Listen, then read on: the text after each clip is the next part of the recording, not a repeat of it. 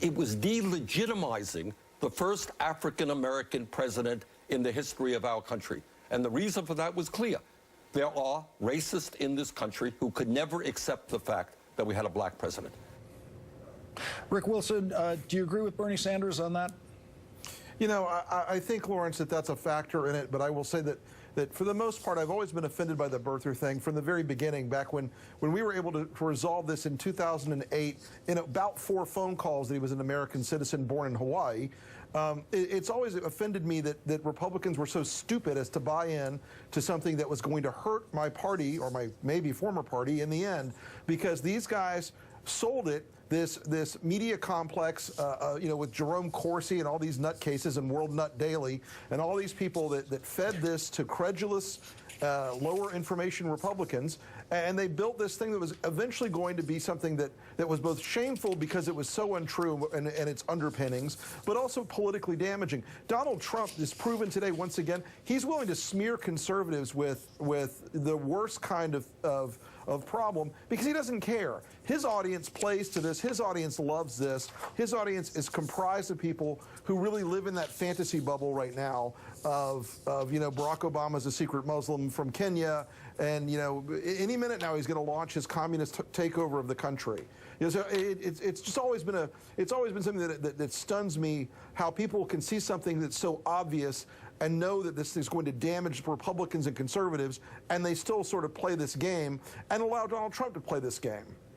Donald Trump just got another controversy going tonight, speaking in Miami. Let's listen to what he said. Now, you know she's very much against the Second Amendment. She wants to destroy your Second Amendment. Guns, guns, guns, right? I think what we should do is she goes around with armed bodyguards like you have never seen before. I think that her bodyguards should drop all weapons. They should disarm, right? Right? I think they should disarm. We've just gotten a statement by Robbie Mook of the Clinton campaign, and the statement says Donald Trump, the Republican nominee for president, has a pattern of inciting people to violence. Whether this is done to provoke protesters at a rally or casually or even as a joke, it is unacceptable.